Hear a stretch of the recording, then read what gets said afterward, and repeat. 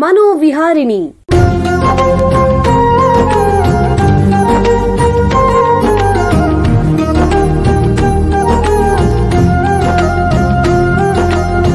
ಬೆಂಗಳೂರಿನ ನಿಮ್ಹಾನ್ಸ್ ವತಿಯಿಂದ ಮಾನಸಿಕ ಆರೋಗ್ಯ ಮತ್ತು ನರವಿಜ್ಞಾನ ಕುರಿತ ಪ್ರಾಯೋಜಿತ ಶಿಕ್ಷಣ ಮಾಲಿಕೆ. ಸಹಯೋಗ ಡಾಕ್ಟರ್ ರಾಮಚಂದ್ರ ಎನ್ ಮೂರ್ತಿ ಮಾನಸಿಕ ಆರೋಗ್ಯ ಮತ್ತು ನರವಿಜ್ಞಾನ ಪ್ರತಿಷ್ಠಾನ ನಿಮ್ಹಾನ್ಸ್.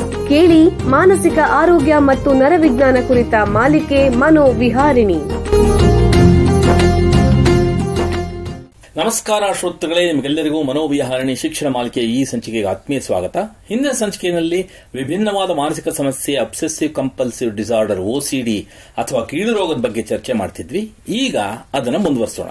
ಹಿಂದಿನ ಸಂಚಿಕೆಯಲ್ಲಿ ತಜ್ಞರು ಹೇಳಿದ್ರು, ಗೀಳು ರೋಗ ಇರುವ ವ್ಯಕ್ತಿಗೆ ಬೇಡವಾದ ಅಸಂಬದ್ಧ ಆಲೋಚನೆಗಳು ಇಷ್ಟಕ್ಕೆ ವಿರುದ್ಧವಾಗಿ ಮತ್ತೆ ಮತ್ತೆ ಬರ್ತಿರುತ್ತೆ. ಅದರಿಂದ ಆತಂಕ, ಗಾಬರಿ, ಅಸಹ್ಯ ಆಗತ್ತೆ.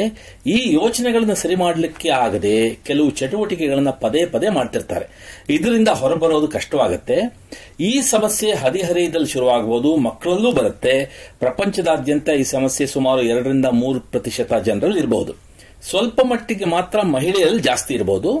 ಹಲವರು ಇದಕ್ಕೆ ಸೂಕ್ತ ಚಿಕಿತ್ಸೆ ತಗೊಳ್ಳಲ್ಲ, ಯಾಕಂದ್ರೆ ಇದೊಂದು ಮಾನಸಿಕ ಸಮಸ್ಯೆ ಅಂತ ಎಷ್ಟೋ ಜನಕ್ಕೆ ಗೊತ್ತಿರೋದೇ ಇಲ್ಲ. ಗೀಳು ರೋಗದ 4 ಸಾಮಾನ್ಯ ಲಕ್ಷಣಗಳೇನು ಅಂತಂದ್ರೆ, ಮೊದಲನೇದು ರೋಗಿಗೆ ಕೊಳಕಿನ ಬಗ್ಗೆ ವಿಪರೀತ ಭಯ, ಅಸಹ್ಯ. ಹಾಗಾಗಿ ಪದೇ ಪದೇ ಕೈ ತೊಳಿತಾರೆ, ಗಂಟೆಗಟ್ಟಲೆ ಸ್ನಾನ ಮಾಡ್ತಾರೆ. ಎರಡನೇದು ಬೇಡವಾದ ಅಸಂಬದ್ಧ ಆಲೋಚನೆಗಳು. ಉದಾಹರಣೆಗೆ ದೇವರು ಅಥವಾ ಧರ್ಮದ ಬಗ್ಗೆ ಅಸಂಬದ್ಧ ಆಲೋಚನೆಗಳು ಅಥವಾ ಜನರ ಬಗ್ಗೆ ಅತಿರೇಕದ ಲೈಂಗಿಕ ಯೋಚನೆಗಳು. ಮೂರನೇದು ನನ್ನಿಂದಾಗಿ ಬೇರೆಯವರಿಗೆ ಏನಾದರೂ ಹಾನಿ ಆಗ್ಬೋದೇನೋ ಅನ್ನುವಂಥ ಬೇಡವಾದ ಆಲೋಚನೆ ಮತ್ತು ಭಯ. ನಾಲ್ಕನೇದು ಏನೇ ಕೆಲಸ ಮಾಡಿದ್ರು ಪರ್ಫೆಕ್ಟ್ ಆಗಿರಬೇಕು ಅಂತ ಗಂಟೆಗಟ್ಟಲೆ ಸಮಯ ವ್ಯಯ ಮಾಡೋದು. ಈ ರೋಗಕ್ಕೆ ಮಿದುಳಿನ ಕೆಲವು ಸಂಪರ್ಕ ಜಾಲಗಳ ಕೆಲಸ ಮತ್ತು ನರವಾಹಕಗಳ ಮಟ್ಟದಲ್ಲಿ ಏರುಪೇರೆ ಕಾರಣ. ಮುಖ್ಯವಾಗಿ ಸೆರೋಟೋನಿನ್ ಎಂಬ ನರವಾಹಕ ಕಡಿಮೆ ಆಗುತ್ತೆ. ಕೆಲವೊಮ್ಮೆ ನಿಗ್ರಹಿಸಲಾಗದ ಮಾನಸಿಕ ಕಾರಣಗಳು ಇರಬಹುದು. ಈ ಕಾಯಿಲೆ ಜೊತೆ ಇತರ ಮಾನಸಿಕ ಸಮಸ್ಯೆಗಳು ಬರಬಹುದು. ಇದರಲ್ಲಿ ಮುಖ್ಯವಾಗಿರೋದು ಖಿನ್ನತೆ. ಪೋಷಕರಿಗೆ ಗೀಳು ರೋಗ ಇದ್ರೆ ಮಕ್ಕಳಿಗೆ ಬರೋ ಸಾಧ್ಯತೆ ಸ್ವಲ್ಪ ಇದ್ರೂ ಬಂದೇ ಬರುತ್ತೆ ಅಂತ ಹೇಳಕ್ಕಾಗಲ್ಲ. ಈಗ ಮುಂದಿನ ಪ್ರಶ್ನೆ ಏನು ಅಂತಂದ್ರೆ, ಗೀಳು ರೋಗದ ಡಯಾಗ್ನೋಸಿಸ್, ರೋಗ ನಿರ್ಣಯ ಮತ್ತು ಚಿಕಿತ್ಸೆ ಹೇಗೆ ಅಂತ. ಬನ್ನಿ ಇದರ ಬಗ್ಗೆ ತಜ್ಞರ ಹತ್ತಿರ ಹೆಚ್ಚಿನ ಮಾಹಿತಿ ತಿಳ್ಕೊಳ್ಳೋಣ. ಮನೋವೈದ್ಯಕೀಯ ಶಾಸ್ತ್ರದಲ್ಲಿ ಸುಮಾರು 35 ವರ್ಷಗಳಿಂದ ವೈದ್ಯಕೀಯ ಸೇವೆ ಮತ್ತು ಸಂಶೋಧನೆ ಮಾಡ್ತಾ ಇರುವಂತಹ ನಿಮ್ಹಾನ್ಸ್ನ ಸೈಕ್ಯಾಟ್ರಿ ವಿಭಾಗದ ಪ್ರಾಧ್ಯಾಪಕರು ಹಾಗೂ ಸಂಸ್ಥೆಯ ಡೀನ್ ಆಗಿರುವ ಡಾಕ್ಟರ್ YC ಜನಾರ್ದನ್ ರೆಡ್ಡಿ ಅವರು ನಮ್ಮ ಜೊತೆ ಇದ್ದಾರೆ. ಅವರನ್ನು ಸ್ವಾಗತಿಸೋಣ. ನಮಸ್ಕಾರ ಡಾಕ್ಟರ್ ಜನಾರ್ದನ್ ಅವರೇ. ನಮಸ್ಕಾರ. ನಿಮಗೆ ಈ ಕಾರ್ಯಕ್ರಮಕ್ಕೆ ಸ್ವಾಗತ. ಡಾಕ್ಟರ್ ಜನಾರ್ದನ್ ಅವರೇ, ಒಬ್ಬ ವ್ಯಕ್ತಿಗೆ ಗೀಳು ರೋಗ ಇದ್ರೆ ಅವರು ಯಾರನ್ನ ಸಂಪರ್ಕಿಸಬೇಕು ಮತ್ತು ಎಲ್ಲಿಗೆ ಹೋಗಬೇಕು ದಯವಿಟ್ಟು ತಿಳಿಸಿ. ಒಬ್ಬ ವ್ಯಕ್ತಿಗೆ OCD ಅಥವಾ ಗೀಳು ಕಾಯಿಲೆ ಇದ್ರೆ ಸದ್ಯದ ಸಂದರ್ಭದಲ್ಲಿ ಅವರು ಕಾಣಬೇಕಾಗಿರೋದು ಮನೋವೈದ್ಯರನ್ನೇ. ಮನೋವೈದ್ಯರು ಇಲ್ಲದಿದ್ದರೆ ಯಾವುದೇ ಡಾಕ್ಟರ್ನ ಕಂಡು ನಡೆಯುತ್ತೆ. ಇತ್ತೀಚಿನ ದಿನಗಳಲ್ಲಿ ಪ್ರಾಥಮಿಕ ಕೇಂದ್ರಗಳಲ್ಲಿ ಕೆಲಸ ಮಾಡುವಂತ ಡಾಕ್ಟರ್ಗಳ ಸ್ವಲ್ಪ ಮಟ್ಟಿಗೆ ಇದ್ರ ಬಗ್ಗೆ ನಾಲೆಡ್ಜ್ ಇರುತ್ತೆ. ಹಾಗೆ ಬಹುತೇಕ ಜಿಲ್ಲಾ ಕೇಂದ್ರಗಳಲ್ಲಿ ಈಗ ಮನೋವೈದ್ಯರು ಸಿಗ್ತಾರೆ, ಸರ್ಕಾರಿ ಮನೋವೈದ್ಯರೇ ಸಿಗ್ತಾರೆ. ಅಂತಲ್ಲಿ ಕೂಡ ಹೋಗಿ ಕಾಣಬಹುದು. ಇತ್ತೀಚೆಗೆ ಎಲ್ಲಾ ಮೆಡಿಕಲ್ ಕಾಲೇಜುಗಳು, ಈಗ ಕರ್ನಾಟಕದಲ್ಲಿ ಜಿಲ್ಲೆ ಒಂದಂತೆ 1-2 ಮೆಡಿಕಲ್ ಕಾಲೇಜುಗಳಿದೆ. ಎಲ್ಲಾ ಮೆಡಿಕಲ್ ಕಾಲೇಜುಗಳಲ್ಲೂ ಮನೋವೈದ್ಯಕೀಯ ವಿಭಾಗಗಳಿದೆ, ಅಲ್ಲಿ ಹೋಗಿ ಕಾಣಬಹುದು. ಕೆಲವು ಸರ್ತಿ ವೈದ್ಯರನ್ನಲ್ಲದೆ ಸೈಕಾಲಜಿಸ್ಟ್, ನಾವು ಕ್ಲಿನಿಕಲ್ ಸೈಕಾಲಜಿಸ್ಟ್ ಅಂತ ಹೆಂಗ್ ಕರಿತೀವಿ, ಅವ್ರನ್ನು ಕೂಡ ಕಾಣಬಹುದು. ಅವರು ಮಾತ್ರೆಗಳು, ಔಷಧಿಗಳು ಕೊಡೋದಿಲ್ಲ, ಆದ್ರೆ ಮನೋಚಿಕಿತ್ಸೆಗಳನ್ನ ಕೊಡ್ತಾರೆ. ಅಂದ್ರೆ ಇವಾಗ ಯಾರೋ ಒಬ್ಬ ವ್ಯಕ್ತಿ ಈಗ ನಿಮ್ಮ ಹತ್ರ ಬಂದು ಗೀಳು ರೋಗ ಇದೆ ಅಂತ ಅಂದ್ರೆ ಅವನ ಡಯಾಗ್ನೋಸಿಸ್, ರೋಗ ನಿರ್ಣಯ ಹೇಗ್ ಮಾಡ್ತೀರಾ? ಇದಕ್ಕೆ ಯಾವ್ದಾದ್ರು ಪರೀಕ್ಷೆಗಳಿದೆಯಾ ದಯವಿಟ್ಟು ತಿಳಿಸಿ. ಗೀಳು ರೋಗ ನಿರ್ಧರಿಸೋದಕ್ಕೆ ಯಾವುದೇ ರೀತಿ ರಕ್ತ ಪರೀಕ್ಷೆಗಳಾಗಲಿ ಸ್ಕ್ಯಾನ್ಗಳಾಗಲಿ ಇಲ್ಲವೇ ಇಲ್ಲ. ಗೀಳು ರೋಗನ ನಿರ್ಣಯಿಸೋದು ಆ ವ್ಯಕ್ತಿಗೆ ಆಗುತ್ತಿರುವ ಸಮಸ್ಯೆಗಳೇನು, ಯಾವ ರೀತಿ ಆಲೋಚನೆಗಳು ಬರ್ತವೆ, ಯಾವ ರೀತಿ ಅವರು ಪುನರಾವರ್ತ ಕ್ರಿಯೆಗಳನ್ನ ಮಾಡ್ತಾರೆ, ಅವ್ರು ಏನ್ ಹೇಳ್ತಾರೆ, ಅವ್ರ ಕುಟುಂಬದವ್ರು ಏನ್ ಹೇಳ್ತಾರೆ ಅನ್ನೋದ್ರ ಮೇಲೆ ನಾವು ಅವ್ರಿಗೆ ಗೀಳು ಕಾಯಿಲೆ ಇದೆಯೋ ಇಲ್ಲೋ ಅಂತ ಒಂದು ನಿರ್ಧಾರಕ್ಕೆ ಬರಬೇಕಾಗುತ್ತೆ. ಗೀಳು ಕಾಯಿಲೆ ಲಕ್ಷಣಗಳಿದ್ರೆ ನಾವು ಬೇರೆ ತರ ಪರೀಕ್ಷೆ ಮಾಡ್ತೀವಿ. ಅಂದ್ರೆ ತುಂಬಾ ವಿವರವಾಗಿ ರೋಗಿಗಳು ಹೇಳಿದ್ದ ಗೀಳುಗಳು ಅಲ್ಲದೆ ಬೇರೆ ಇನ್ನೇನಾದ್ರೂ ಗೀಳುಗಳು ಅವ್ರು ಹೇಳಿದಿರೋಂತೂ ಅವರಲ್ಲಿದೆಯೋ ಅಂತ ನಾವು ತುಂಬಾ ವಿವರವಾಗಿ ಪರೀಕ್ಷೆ ಮಾಡ್ತೀವಿ. ಜೊತೆಗೆ ಗೀಳು ರೋಗದ ಜೊತೆಗೆ ಇನ್ನಿತರ ಕಾಯಿಲೆಗಳು ಇದಾವೆ ಏನೋ ಅಂತ ಕೂಡ ನೋಡ್ಬೇಕಾಗುತ್ತೆ. ಅದಕ್ಕೋಸ್ಕರ ನಾವು ಮಾಡ್ಬೇಕಾಗಿರೋದು ಒಂದು ದೀರ್ಘವಾದ ಪರೀಕ್ಷೆ. ಅದು ಮಾತನಾಡೋದ್ರ ಮೂಲಕನೇ ಮಾಡಬೇಕು, ಬೇರೆ ಯಾವುದೋ ಪರೀಕ್ಷೆಗಳಿಲ್ಲ. ಅಂದ್ರೆ ಪ್ರಶ್ನಾವಳಿಯ ಮೂಲಕ ಪರೀಕ್ಷೆ ಮಾಡ್ತೀರಾ? ಪರೀಕ್ಷೆ ಮೂಲಕ ಮಾಡಬೇಕು. ಅಂದ್ರೆ ಇವಾಗ ವ್ಯಕ್ತಿಗೆ ಗೀಳು ರೋಗ ಇದೆ ಅನ್ನೋದು ಖಚಿತ ಆದ್ರೆ ಆ ರೋಗಕ್ಕೆ ಮುಖ್ಯವಾದ ಚಿಕಿತ್ಸೆಗಳು ಯಾವ್ಯಾವ ದಯವಿಟ್ಟು ತಿಳಿಸಿ. ಗೀಳು ರೋಗಕ್ಕೆ ಪ್ರಪಂಚದಾದ್ಯಂತ ಭಾರತದಲ್ಲೂ ಕೂಡ ಎರಡು ಮುಖ್ಯ ರೀತಿಯ ಚಿಕಿತ್ಸೆಗಳು. ಒಂದು ಔಷಧಿ ಚಿಕಿತ್ಸೆ, ಎರಡನೇದು ವರ್ತನಾ ಚಿಕಿತ್ಸೆ ಅಥವಾ ಬಿಹೇವಿಯರ್ ಥೆರಪಿ ಅಂತ ಕರಿತೀವಿ. ಕೆಲವರು ಅದನ್ನ ಕಾಗ್ನಿಟಿವ್ ಬಿಹೇವಿಯರ್ ಥೆರಪಿ ಅಂತಾರೆ. ಕಾಗ್ನಿಟಿವ್ ಅಂತ ನೀವು ಕನ್ನಡಕ್ಕೆ ಸುಲಭವಾಗಿ ತರ್ಜುಮೆ ಮಾಡೋದಾದ್ರೆ ಅರಿವು ಮತ್ತು ವರ್ತನಾ ಚಿಕಿತ್ಸೆ ಅಂತ ಹೇಳ್ಬೋದು. ನಾವು ವರ್ತನಾ ಚಿಕಿತ್ಸೆ ಅಂತ ಹೇಳೋಣ. ಇವು ಎರಡು ಮುಖ್ಯವಾದ ಪ್ರಕಾರಗಳು. ಔಷಧಿಗಳಲ್ಲಿ ಮೆದುಳಿನಲ್ಲಿ ಸೆರೋಟೋನಿನ್ ನರವಾಹಕಗಳನ್ನು ಜಾಸ್ತಿ ಮಾಡುವಂತ ಔಷಧಿಗಳನ್ನ ಇವು ಉಪಯೋಗಿಸ್ತಾರೆ. ಮುಖ್ಯವಾಗಿ ಒಂದು 5-6 ತರದ ಔಷಧಿಗಳು ಆ ತರ ಇದೆ. ಹಾಗೆ ಬಿಹೇವಿಯರ್ ಥೆರಪಿ ಅಥವಾ ವರ್ತನಾ ಚಿಕಿತ್ಸೆ ಒಂದು 15-20 ಸೆಷನ್ ಮಾಡಬೇಕಾಗತ್ತೆ. ಹಾಗೆ ಮನೆಯಲ್ಲಿ ಕೂಡ ಅದನ್ನ ಅಭ್ಯಾಸ ಮಾಡಬೇಕಾಗತ್ತೆ. ಕೆಲವರು ಬರೀ ವರ್ತನಾ ಚಿಕಿತ್ಸೆ ಕೊಡ್ತಾರೆ, ಕೆಲವರು ಬರೀ ಮಾತ್ರೆಗಳು ಸಾಕು ಅಂತಾರೆ, ಕೆಲವರಿಗೆ ಅಥವಾ ಬಹಳಷ್ಟು ಜನಕ್ಕೆ ಎರಡು ಒಟ್ಟಿಗೆ ಬೇಕಾಗುತ್ತೆ. ಉಪಯುಕ್ತ ಮಾಹಿತಿ. ಈಗ ಒಂದು ಸಣ್ಣ ವಿರಾಮ ತಗೊಳ್ಳೋಣ. ನಂತರ ಅಬ್ಸೆಸಿವ್ ಕಂಪಲ್ಸಿವ್ ಡಿಸಾರ್ಡರ್ OCD ಅಥವಾ ಗೀಳು ರೋಗದ ರೋಗ ನಿರ್ಣಯ ಮತ್ತು ಚಿಕಿತ್ಸೆಯ ಬಗ್ಗೆ ಹೆಚ್ಚಿನ ಚರ್ಚೆನ ಮುಂದುವರಿಸೋಣ. ಬೆಂಗಳೂರಿನ ನಿಮ್ಹಾನ್ಸ್ ಮಾನಸಿಕ ಆರೋಗ್ಯ ಮತ್ತು ನರವಿಜ್ಞಾನ ಕ್ಷೇತ್ರದಲ್ಲಿ ಹೆಸರುವಾಸಿ. ಶ್ರೇಷ್ಠ ಮಟ್ಟದ ಔಷಧೋಪಚಾರ, ಸಂಶೋಧನೆ ಮತ್ತು ತರಬೇತಿ ಇವೇ ನಿಮ್ಹಾನ್ಸ್ನ ಪ್ರಮುಖ ಧ್ಯೇಯಗಳು. ದೇಶದ ವಿವಿಧ ಭಾಗಗಳಿಂದ ಬರುವ ಲಕ್ಷಾಂತರ ಜನರಿಗೆ ಚಿಕಿತ್ಸೆ ನೀಡುವ ನಿಮ್ಹಾನ್ಸ್ಗೆ ರಾಷ್ಟ್ರೀಯ ಪ್ರಾಮುಖ್ಯತಾ ಸಂಸ್ಥೆ ಎಂಬ ಗೌರವ. ಚಿಕಿತ್ಸೆ ಮತ್ತು ವೈದ್ಯಕೀಯ ಸೇವೆಗಳ ಜೊತೆಯಲ್ಲಿ ನರರೋಗ ಮತ್ತು ಮನೋವೈದ್ಯಕೀಯ ಪುನರ್ವಸತಿ ಸೇವೆಗಳು, ಸಮುದಾಯ ಮಟ್ಟದ ಆರೋಗ್ಯ ಕಾರ್ಯಕ್ರಮಗಳನ್ನು ನಡೆಸುವುದು ಹಾಗೂ ಜನಜಾಗೃತಿ ಮೂಡಿಸುವ ಕೆಲಸಗಳಲ್ಲಿ ಸಕ್ರಿಯವಾಗಿದೆ ನಿಮ್ಹಾನ್ಸ್. ಈ ನಿಟ್ಟಿನಲ್ಲಿ ಆಕಾಶವಾಣಿಯ ಶ್ರೋತೃಗಳಿಗೆ ನರಮಂಡಲ ಮತ್ತು ಮಾನಸಿಕ ಆರೋಗ್ಯದ ಬಗ್ಗೆ ಉಪಯುಕ್ತ ಮಾಹಿತಿ ನೀಡುವುದೇ ಡಾಕ್ಟರ್ ರಾಮಚಂದ್ರ ಎನ್ ಮೂರ್ತಿ ಮಾನಸಿಕ ಆರೋಗ್ಯ ಮತ್ತು ನರವಿಜ್ಞಾನ ಪ್ರತಿಷ್ಠಾನ ನಿಮ್ಹಾನ್ಸ್ನ ಸಹಯೋಗದೊಂದಿಗೆ ಮೂಡಿಬರುತ್ತಿರುವ ಈ ಮನೋವಿಹಾರಿಣಿ ಶಿಕ್ಷಣ ಮಾಲಿಕೆಯ ಮೂಲ ಉದ್ದೇಶ. ವಿರಾಮದ ನಂತರ ಮನೋವಿಹಾರಿಣಿಯ ಈ ಸಂಚಿಕೆಗೆ ನಿಮಗೆಲ್ಲರಿಗೂ ಮತ್ತೊಮ್ಮೆ ಸ್ವಾಗತ.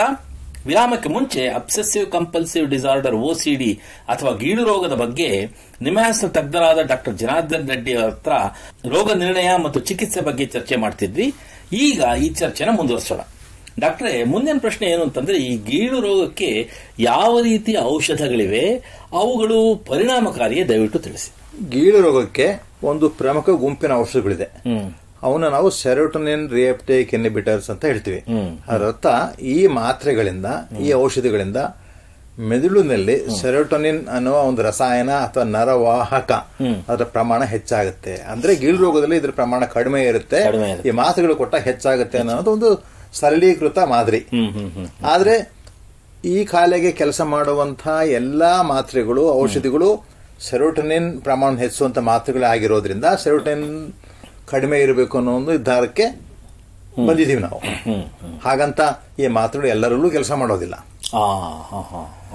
ಈ ಮಾತ್ರೆಗಳಲ್ಲೊಂದು 5-6 ತರ ಮಾತ್ರೆಗಳಿದೆ. ಅವು ಹೆಚ್ಚು ಕಡಿಮೆ ಒಂದೇ ಪ್ರಮಾಣದಲ್ಲಿ ಪರಿಣಾಮಕಾರಿಯಾಗಿರ್ತವೆ. ಅವು ಒಂದು ಇನ್ನೋದಕ್ಕಿಂತ ಚೆನ್ನಾಗಿ ಕೆಲಸ ಮಾಡುತ್ತೆ ಅನ್ನೋ ರೀತಿ ಇಲ್ಲ. ಆದ್ರೆ ಅವರ ಅಡ್ಡ ಪರಿಣಾಮಗಳು ಸ್ವಲ್ಪ ಭಿನ್ನವಾಗಿದ್ದಾವೆ. ನಾವು ಒಬ್ಬ ವ್ಯಕ್ತಿಗೆ ಒಂದು ಮಾತ್ರೆ ಕೊಡಬೇಕಾದ್ರೆ ಇವೆಲ್ಲ ಗಮನದಲ್ಲಿಟ್ಟುಕೊಂಡು ಮಾತ್ರೆ ಕೊಡಬೇಕಾಗತ್ತೆ. ಅಂದ್ರೆ ಈ ಮಾತ್ರೆಗಳು ವ್ಯಕ್ತಿಗೆ ಕೊಡಬೇಕು ಅಂತಂದ್ರೆ ಎಷ್ಟು ಕಾಲ ಸಾಮಾನ್ಯವಾಗಿ ಈ ರೀತಿ ಔಷಧಿ ಚಿಕಿತ್ಸೆ ತಗೋಬೇಕಾಗತ್ತೆ ವ್ಯಕ್ತಿ? ಈ ಗೀಳು ರೋಗಕ್ಕೆ ಉಪಯೋಗಿಸುವಂತ ಮಾತ್ರೆಗಳು ಮೂಲಭೂತವಾಗಿ ಅವು ಖಿನ್ನತೆ ಉಪಯೋಗಿಸುವಂತ ಮಾತ್ರೆಗಳೇ, ಡಿಪ್ರೆಷನ್ ಉಪಯೋಗಿಸುವಂತ ಮಾತ್ರೆಗಳೇ. ಅಂದ್ರೆ ಡಿಪ್ರೆಷನ್ಗೆ ಕೆಲಸ ಮಾಡುವಂತಹ ಎಲ್ಲಾ ಮಾತ್ರೆಗಳು ಗೀಳು ರೋಗ ಕೆಲಸ ಮಾಡೋದಿಲ್ಲ. ಸೆರೋಟೋನಿನ್ ನರವಾಹಕದ ಮೇಲೆ ಪ್ರಭಾವ ಬೀರುವಂತಹ ಆಂಟಿ ಡಿಪ್ರೆಷನ್ ಮಾತ್ರ ಕೆಲಸ ಮಾಡ್ತವೆ. ಸಾಮಾನ್ಯವಾಗಿ ಈ ರೋಗಕ್ಕೆ ನಾವೊಂದು ಮಾತ್ರೆ ಶುರು ಮಾಡಿದಾಗ ಅದು ಕೆಲಸ ಮಾಡುತ್ತೋ ಇಲ್ವೋ, ಎಷ್ಟು ಮಟ್ಟಿಗೆ ಕೆಲಸ ಮಾಡುತ್ತೋ ಅಂತ ನಮಗೆ ತಿಳ್ಕೊಳ್ಳೋದಕ್ಕೆ 10-12 ವಾರ ಆಗ್ಬಿಡುತ್ತೆ. 3-4 ತಿಂಗಳು, 3 ತಿಂಗಳು ಬೇಕು ನಮಗೆ. 1 ತಿಂಗಳು ನಿಧಾನಕ್ಕೆ ಔಷಧಿಯ ಪ್ರಮಾಣ ಹೆಚ್ಚೋದು, ಆಮೇಲೆ ಹೆಚ್ಚಿದ ಮೇಲೆ ಅದೇ ಪ್ರಮಾಣದಲ್ಲಿ ಇನ್ನೊಂದು 2 ತಿಂಗಳು ಕೊಟ್ಟ ಮೇಲೆ ಈ ಮಾತ್ರೆ ನಮಗೆ ಎಷ್ಟು ಮಟ್ಟಿಗೆ ಲಾಭ ಆಯಿತು, ಪೂರ್ತಿ ಲಾಭ ಆಯಿತು, ಭಾಗಶಃ ಲಾಭ ಆಯಿತು ಅಥವಾ ಲಾಭ ಆಗಲೇ ಇಲ್ವೋ ಅಂತ ಗೊತ್ತಾಗುತ್ತೆ. ಅದು ಗೊತ್ತಾಗ್ಲಿಕ್ಕೆ ಕನಿಷ್ಠ 3 ತಿಂಗಳಾದ್ರೂ ಬೇಕು. ಬಹಳ ಜನ ಏನ್ ಮಾಡ್ತಾರೆ, 1 ವಾರ 2 ವಾರ 3 ವಾರ ತಗೊಂಡ್ಬಿಟ್ಟು ಮಾತ್ರೆಗಳು ಕೆಲಸ ಮಾಡಲ್ಲ ಅಂತ ಬಿಟ್ಟು ಬಿಡ್ತಾರೆ. ಹಾಗೆ ಪದೇ ಪದೇ ಮಾತ್ರೆಗಳು ಪ್ರಯತ್ನ ಮಾಡ್ತಿರ್ತಾರೆ. ಆ ಪ್ರಯತ್ನ ಮಾಡಬಾರದು. ದೀರ್ಘಕಾಲದ ಪ್ರಯತ್ನ ಬೇಕು. ಒಂದು ವೇಳೆ ನೀವು 3-4 ತಿಂಗಳು ತಗೊಂಡ ಮೇಲೆ ನಿಮಗೆ ಅದರಿಂದ ಲಾಭ ಆಯಿತು, ಪರಿಣಾಮ ಆಯಿತು ಅಂದ್ರೆಗಿನ ಅದನ್ನ ಇನ್ನೂ ದೀರ್ಘಕಾಲ ತಗೋಬೇಕಾಗುತ್ತೆ. ನಿಮ್ ವಾಸಿ ಆಯಿತು ಅಂತ ಇಟ್ಟುಕೊಂಡು 5-6 ತಿಂಗಳಲ್ಲಿ ನಿಮ್ಮ ಕಾಯಿಲೆ ತುಂಬಾ ಕಡಿಮೆ ಆಯಿತು ಅಥವಾ ಹೆಚ್ಚು ಕಡಿಮೆ ಇಲ್ದಂಗೆ ಆಗೋಯ್ತು ಅಂದ್ರೂ ಕೂಡ ನಿಮಗೆ ಈ ಕಾಯಿಲೆ ಮರುಕಳಿಸಬಾರದಾದರೆ ಕನಿಷ್ಠ 1-2 ವರ್ಷ ಅಥವಾ 2 ವರ್ಷ ಅಂತಾನೆ ಹೇಳಿ, 2 ವರ್ಷ ಅದೇ ಪ್ರಮಾಣದಲ್ಲಿ ಮಾತ್ರೆಗಳನ್ನು ತಗೋಬೇಕಾಗುತ್ತೆ. ಆಮೇಲೆ ನೀವು ಚೆನ್ನಾಗಿದ್ರೆ ನಿಧಾನಗತಿಯಲ್ಲಿ ನಿಲ್ಲಿಸಬೇಕಾಗುತ್ತೆ. ಅಂದ್ರೆ ಇಷ್ಟು ದೀರ್ಘಕಾಲ ತಗೊಳ್ಳೋದ್ರಿಂದ ಏನಾದರೂ ಅಡ್ಡ ಪರಿಣಾಮಗಳಿರುತ್ತೆ ಮಾತ್ರೆಗಳಿಂದ? ಈಗ ದೀರ್ಘಕಾಲ ಔಷಧಿಗಳನ್ನು ತಗೊಳ್ಳೋದ್ರಿಂದ ಅಡ್ಡ ಪರಿಣಾಮಗಳಾಗುತ್ತೆ ಅನ್ನೋ ಒಂದು ಭಯದಿಂದನೇ ಬಹಳಷ್ಟು ಜನ ಮಾತ್ರೆಗಳಿಂದ ವಾಸಿಯಾದವರು, ಅದರಿಂದ ಉತ್ತಮ ಸ್ಪಂದನ ಸಿಕ್ಕೋರು ಕೂಡ ಮಾತ್ರೆ ನಿಲ್ಲಿಸಿಬಿಟ್ಟು ಮತ್ತೆ ಕಾಯಿಲೆ ಮರುಕಳಿಸುತ್ತೆ. ಹಾಗೆ ನೋಡೋದಾದ್ರೆ ಈ ಮಾತ್ರೆಗಳಿಗೆ ಅಂತ ದೊಡ್ಡ ಸೀರಿಯಸ್ ಆಗಿರೋಂಥ ಅಡ್ಡ ಪರಿಣಾಮಗಳಿಲ್ಲ. ಅಂದ್ರೆ ಎಲ್ಲರ ಮನಸ್ಸಲ್ಲಿ ಏನಿರುತ್ತೆ ಅಂದ್ರೆ ತಗೊಂಡ್ಬಿಟ್ಟು ದೀರ್ಘಕಾಲ ನಮ್ಮ ಕಿಡ್ನಿ ಹಾಳಾಗುತ್ತೆ, ನಮ್ಮ ಲಿವರ್ ಹಾಳಾಗುತ್ತೆ, ಅಥವಾ ನಮ್ಮ ಬ್ಲಡ್ ಮೇಲೆ ಆಗ್ಬೋದು, ಈ ತರಹದ ಅಂಗಾಂಗಗಳ ಮೇಲೆ ಪರಿಣಾಮ ಆಗ್ಬೋದು. ಅದಕ್ಕೋಸ್ಕರ ಈ ತರ ಮಾತ್ರೆಗಳನ್ನ ಔಷಧಿಗಳನ್ನ ಬಹಳ ದಿವಸ ಬಳಕೆ ಮಾಡಬಾರ್ದು ಅನ್ನೋ ಒಂದು ಪ್ರತಿದ್ದೆ ಜನರಲ್ಲಿ ಹೇಗೆ ಹಾಕೊಂಡ್ಬಿಟ್ಟೆ ಮನಸ್ಸಲ್ಲಿ ಉಳ್ಕೊಂಡ್ಬಿಟ್ಟಿದೆ. ಹಾಗಾಗ್ಬಿಟ್ಟು ಮಾಡ್ತಾರೆ. ಆದ್ರೆ ಈ ರೀತಿ ಯಾವ ರೀತಿ ಅಡ್ಡ ಪರಿಣಾಮಗಳು ಅದರಲ್ಲಿಲ್ಲ. ಆದ್ರೆ ಹೊಸದಾಗಿ ಮಾತ್ರೆ ಶುರು ಮಾಡಿದಾಗ ಸಾಮಾನ್ಯವಾಗಿ ಹೊಟ್ಟೆ ಉರಿ ಆಗೋದು, ಅದು ಸ್ವಲ್ಪ ಬೇದಿ ಆದಂಗೆ ಆಗೋದು, ಅಥವಾ ಕೆಲವರಿಗೆ ಮಲಬದ್ಧತೆ ಆಗೋದು, ಇನ್ನು ಕೆಲವರಿಗೆ ಸ್ವಲ್ಪ ನಿದ್ದೆ ಬರದಿರೋ ಸರಿಯಾಗಿ, ಕೆಲವು ನಿದ್ದೆ ಜಾಸ್ತಿ ಬರೋದು, ಹೀಗೆ ಸಣ್ಣ ಪುಟ್ಟ ಏನ್ ಹೇಳ್ತಾರೆ ಅಡ್ಡ ಪರಿಣಾಮಗಳು ಇರ್ತವೆ. ಸಾಮಾನ್ಯವಾಗಿ ಅವು ನಿಧಾನ ಕಡಿಮೆ ಆಗಿ ಹೋಗ್ಬಿಡ್ತವೆ ಅಂತ. ಇವಂತ ತುಂಬಾ ತೀವ್ರತರವಾದ ಅಡ್ಡ ಪರಿಣಾಮಗಳೆಲ್ಲ. ಕೆಲವರಲ್ಲಿ ಈ ಮಾತ್ರೆಯಿಂದ ಲೈಂಗಿಕ ಅಡ್ಡ ಪರಿಣಾಮಗಳು ಆಗ್ತವೆ. ಲೈಂಗಿಕ ಆಸಕ್ತಿ ಕಡಿಮೆ ಆಗೋದು, ಆ ತರಹ ಸಮಸ್ಯೆಗಳು. ಅವನ್ನ ಡಾಕ್ಟರ್ ಹತ್ರ ಚರ್ಚೆ ಮಾಡಿದ್ರೆ ಅದನ್ನ ಸರಿ ಮಾಡಿಸೋ ಮಾರ್ಗಗಳು ಕೂಡ ಇದೆ. ಈಗ ನೀವು ಹೇಳಿದ್ರೆ ಔಷಧಿಗಳ ಬಗ್ಗೆ ಹೇಳಿದಿರಾ, ಔಷಧಿಗಳಲ್ಲದೆ ಗೀಳು ರೋಗಕ್ಕೆ ಬೇರೆ ಯಾವ್ದಾದ್ರು ರೀತಿ ಚಿಕಿತ್ಸೆಗಳಿದೆಯೇ? ಔಷಧಿಗಳು ಅಲ್ಲದೆ 2 ತರ ಚಿಕಿತ್ಸೆ. ಒಂದು ಮನೋಚಿಕಿತ್ಸೆ, ಸೈಕೋಥೆರಪಿ ಅಥವಾ ಬಿಹೇವಿಯರ್ ಥೆರಪಿ ಅಥವಾ ವರ್ತನಾ ಚಿಕಿತ್ಸೆ ಅಂತ ಹೇಳಿ, ಅದು ಪ್ರಮುಖವಾದುದು. ಔಷಧಿಗಳಷ್ಟೇ ಅಥವಾ ಔಷಧಿಕ್ಕಿಂತ ಸ್ವಲ್ಪ ಮಟ್ಟಿಗೆ ಹೆಚ್ಚಿನ ರೀತಿಯಲ್ಲಿ ಕೆಲಸ ಮಾಡಿದ್ರು ಮಾಡಬಹುದು. ಅದು ಒಂದು. ಎರಡನೇದು, ಇತ್ತೀಚಿನ ದಿವಸಗಳಲ್ಲಿ ಬೇರೆ ತರಹದ ಚಿಕಿತ್ಸೆಗಳು ಕೂಡ ಬಂದಿದೆ. ಉದಾಹರಣೆಗೆ ಟ್ರಾನ್ಸ್ಕ್ರೇನಿಯಲ್ ಮ್ಯಾಗ್ನೆಟಿಕ್ ಸ್ಟಿಮ್ಯುಲೇಷನ್ ಅಂತ. ಅಂದ್ರೆ ಮ್ಯಾಗ್ನೆಟಿಕ್ ಕಾಯಿಲೆಗಳು ನಿಮ್ಮ ತಲೆ ಮೇಲೆ ಇಟ್ಬಿಟ್ಟು ನಿಮ್ಮ ಮೆದುಳಿನ ಕೆಲವು ಭಾಗಗಳನ್ನ ಪ್ರಚೋದನೆ ಮಾಡಿ ಕಾಯಿಲೆಯನ್ನು ಕಡಿಮೆ ಮಾಡುವಂಥದ್ದು. ಇದು ಆತನ ಇದಕ್ಕೇನು ಅನಸ್ತಿಷ ಕೊಡುವಂಥದ್ದಾಗಲಿ ಆ ಥರದ್ದೇನು ಅವಶ್ಯಕತೆ ಇಲ್ಲ. ಅದ್ರ ನೋವು ಆಗೋದಿಲ್ಲ.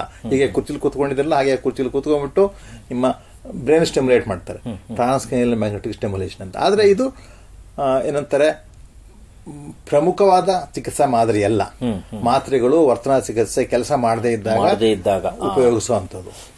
ಇನ್ನು ಕೆಲವು ಸರ್ತಿ ಏನ್ ಮಾಡ್ತಾರೆ, ಈಗ ಬೇರೆ ಮಾತ್ರೆಗಳಿದಾವೆ. ಮಾತ್ರೆಗಳಲ್ಲದೇನೆ ಕೆಲವರು ಕಾಯಿಲೆ ತುಂಬಾ ತೀವ್ರವಾಗಿರುತ್ತೆ, ಏನೆಲ್ಲಾ ಚಿಕಿತ್ಸೆ ಕೊಟ್ಟರು ಚೆನ್ನಾಗಿಲ್ಲ ಅನ್ನೋಂಥವ್ರಿಗೆ ಕೆಲವು ಸರಿ ಶಸ್ತ್ರಚಿಕಿತ್ಸೆ ಅಥವಾ ಡೀಪ್ ಬ್ರೈನ್ ಸ್ಟಿಮ್ಯುಲೇಷನ್ ಅಂತ ಹೇಳ್ತಾರೆ. ಅಂದ್ರೆ ಆಳವಾದ ಮೆದುಳಿನ ಪ್ರಚೋದನೆ, ಒಂಥರ ಪೇಸ್ ಮೇಕರ್ ತರ ಮೆದುಳಿನಲ್ಲಿ ಎಲೆಕ್ಟ್ರೋಡ್ ಇಟ್ಬಿಟ್ಟು ಮೆದುಳನ್ನ ಪ್ರಚೋದನೆ ಮಾಡಿಬಿಟ್ಟು ಗುಣಪಡಿಸುವಂತಹ ಒಂದು ಹೊಸ ಮಾದರಿ ಕೂಡ ಇತ್ತೀಚೆಗೆ ಬಂದಿದೆ. ನಾವು ಕೂಡ ಅದನ್ನು ಉಪಯೋಗಿಸ್ತಾ ಇದ್ದೀವಿ ಇತ್ತೀಚೆಗೆ.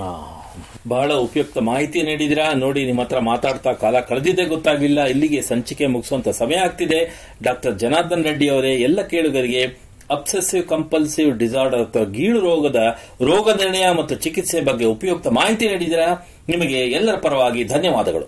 ಶ್ರೋತೃಗಳೇ, ಮಾನಸಿಕ ಆರೋಗ್ಯ ಮತ್ತು ನರವಿಜ್ಞಾನದ ಬಗ್ಗೆ, ಅದರಲ್ಲೂ ಗೀಳು ರೋಗದ ಬಗ್ಗೆ ಇನ್ನೂ ಹೆಚ್ಚಿನ ಮಾಹಿತಿಯೊಂದಿಗೆ ಮನೋವಿಹಾರಣೆಯ ಮುಂದಿನ ಸಂಚಿಕೆಯಲ್ಲಿ ಭೇಟಿಯಾಗೋಣ. ನಮಸ್ಕಾರ. ಇಲ್ಲಿಯವರೆಗೆ ಬೆಂಗಳೂರಿನ ನಿಮ್ಹಾನ್ಸ್ ವತಿಯಿಂದ ಮಾನಸಿಕ ಆರೋಗ್ಯ ಮತ್ತು ನರವಿಜ್ಞಾನ ಕುರಿತ ಪ್ರಾಯೋಜಿತ ಶಿಕ್ಷಣ ಮಾಲಿಕೆ ಮನೋವಿಹಾರಿಣಿ ಕೇಳಿದಿರಿ. ಸಹಯೋಗ ಡಾಕ್ಟರ್ ರಾಮಚಂದ್ರ ಎನ್ ಮೂರ್ತಿ, ಮಾನಸಿಕ ಆರೋಗ್ಯ ಮತ್ತು ನರವಿಜ್ಞಾನ ಪ್ರತಿಷ್ಠಾನ, ನಿಮ್ಹಾನ್ಸ್. ನೆರವು ಡಾಕ್ಟರ್ ಕೆಎಸ್ ಮೀನಾ, ನಿಮ್ಹಾನ್ಸ್. ಮಾನಸಿಕ ಆರೋಗ್ಯ ಶಿಕ್ಷಣ ವಿಭಾಗ, ನಿಮ್ಹಾನ್ಸ್. ಹಾಗೂ ನಿವೇದಿತಾ ಬಿಎಸ್, ನಿಮ್ಹಾನ್ಸ್. ಸಂಗೀತ ಸಂಯೋಜನೆ ಕೆ ಕಲ್ಯಾಣ್. ಪರಿಕಲ್ಪನೆ, ನಿರೂಪಣೆ ಮತ್ತು ನಿರ್ಮಾಣ ಡಾಕ್ಟರ್ ಎಂಎಂ ಶ್ರೀನಿವಾಸ್ ಭರತ್, ನಿಮ್ಹಾನ್ಸ್. ನಿಮ್ಮ ಸಂದೇಶಗಳನ್ನು ಕಳಿಸಬೇಕಾದ ದೂರವಾಣಿ ಸಂಖ್ಯೆ 7891105524 7899105524. ವಾಟ್ಸ್ಆಪ್ ಸಂದೇಶಗಳು ಮಾತ್ರ. ಈ ಕಾರ್ಯಕ್ರಮದ ಮುಂದಿನ ಸಂಚಿಕೆ ಮುಂದಿನ ವಾರ ಇದೇ ಸಮಯಕ್ಕೆ ಮನೋವಿಹಾರಿಣಿ ಮಾಲಿಕೆಯಲ್ಲಿ.